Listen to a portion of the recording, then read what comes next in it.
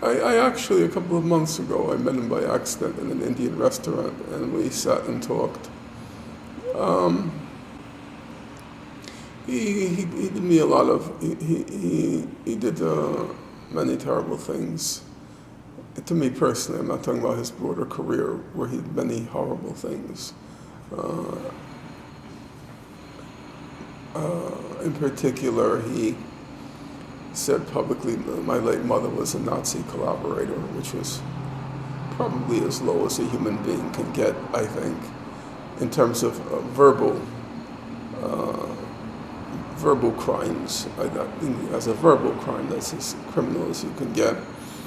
On the other hand, it's very difficult to get excited and to summon up anger and indignation at him, because he's just very banal. He's not a. That was the main insight of Hannah Arendt when she wrote Eichmann in Jerusalem. When you're the victim of a colossal crime, you want to at least, you get some sort of consolation or solace from the knowledge that the perpetrator was this kind of satanic evil, that you want the perpetrator to somehow rise to the magnitude of the crime that was inflicted. And so then Hannah Arendt goes to Jerusalem. Eichmann is in the glass booth, and she looks at him and she's kind of shocked, because without the uniform and the whole Nazi apparatus in which he's inserted and at which he's at the acme, she suddenly realizes he's like a door-to-door vacuum cleaner salesman. He's like Willie Loman in The Death of a Salesman. And there's something almost disappointing about that the horror that was inflicted by a cipher, a nobody. And that's how I felt when I met Alan Dershowitz a couple of months ago. I couldn't really get very excited of anger. I couldn't summon up any indignation. He's an older man now. He's 77, I think. He has a paunch over his waist, pasty looking. He was, an intelligent young man at some point. He graduated first in his class in Yale Law School, which is clearly an achievement. And he was the youngest tenured member of Harvard's faculty at that period. I think he got his tenure at 29, if my memory is right. So there were some significant academic achievements there.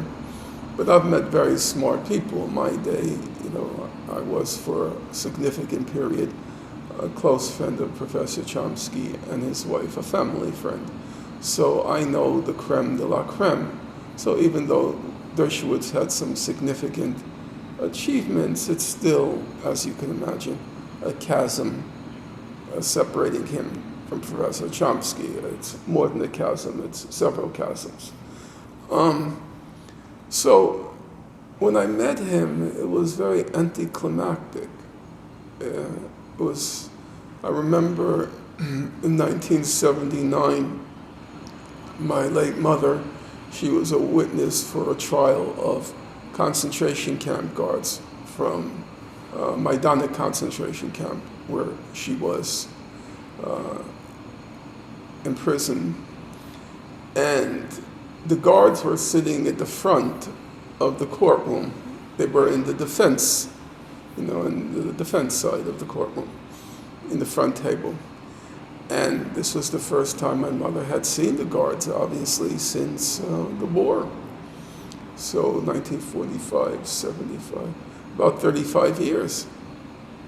And I'll never forget my mother's reaction. She looked at them, because they had to stand up at some point. She looked at them and then she turned to me and she said, "Oh my God, they're washwomen." Because she had this memory of them. They wore the crisp uniform, they were lean, they were thin, and you weren't allowed to look at them. You're not allowed to make eye contact with them. So she had this memory of them as being Übermenschen, the supermen, Übermenschen. The Jews were the Untermenschen, the subhumans. And then the guards now, they had gotten very large, fat in my day, but large in this day. And the worst guard was one named Brigida. She was very large, and she had a pleated skirt and a very plain drab blouse. And my mother said, "Oh my God," the washwoman. My mother was a snob.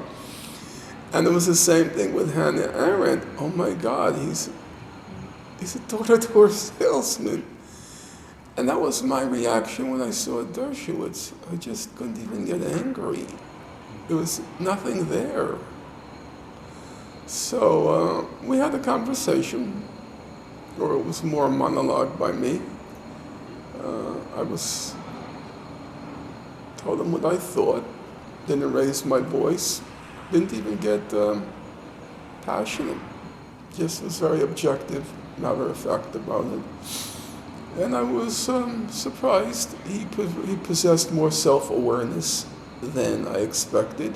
He didn't really quarrel with the things I said.